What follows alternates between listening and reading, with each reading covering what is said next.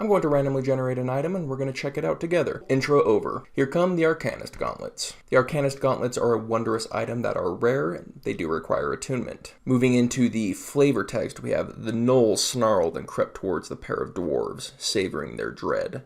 The man was bloodied and held only the pitiful remains of a broken sword. The other, a mage, lifted her hands in concentration as she tried to draw any lingering magic within her. When it was all but certain that they were done for, a raging fire spewed forth from her hands and swept through the horde before them. The monsters, incinerated, fell as charred corpses to the ground, the foul smell of their burnt fur wafting through the corridor around them. Without hesitation, the battered duo ran towards the exit, taking care to crush any stirring gnolls beneath their heels as they ran. "I thought you were tapped out, Farah," said the man. "So did I," said the mage. This pair of rich silk gloves are guarded by an enchanted mithril shell that sporadically releases arcane power. You can use the gauntlets as a spellcasting focus while wearing them, and when you cast a spell using a 1st through 5th level spell slot, you can choose to roll a d6. If you roll a number on the d6 equal to or greater than the spell's slot level, the spell draws on the magic within the gauntlets instead of your own and is cast without expending a spell slot. The slot must be of a level you can normally cast. The gauntlets can provide up to 5 levels worth of spell slots in this way each day, and no 2 slots can be the same level. If the number rolled on the d6 is less than the spell slot's level, you cast the spell as normal and expend the spell slot. If you don't have the spell slot to cast the spell fails and the slot is counted towards the gauntlet's daily provided spell slots.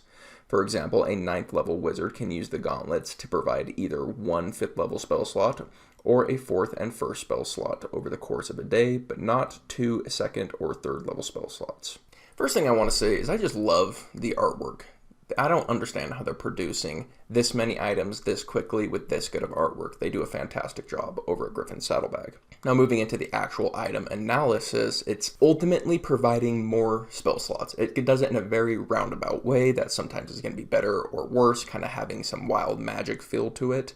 But ultimately what it's going to do is give your spellcaster more spells to cast, which is always amazing. So it kind of fits in the same realm as like the Pearl of Power for me. But it's kind of a more fun take on the Pearl of Power, although it does take more bookkeeping. So it depends on your player. If your player is really good at bookkeeping and is fast at the table, this would be an awesome item to give them. If they're less good at bookkeeping and a little bit slower at the table, maybe the Pearl of Power would be a better option for them. If I'm personally using these, or if I'm personally giving them out, or personally putting them on an NPC, I want to focus in on the chaotic side of things and have them kind of be chaotic. Include that into their magic. Again, wild magic really does stand out there for me. But that's how I would use it in one of my games. How would you use it in your game? Let me know in the comments down below. If you enjoyed this episode of Treasure Trove, we have a whole playlist that includes other similar episodes, so check it out. We are D&D Daily. We release new D&D content every single day, so if that's interesting to you, subscribe, and I'll see you tomorrow. Later.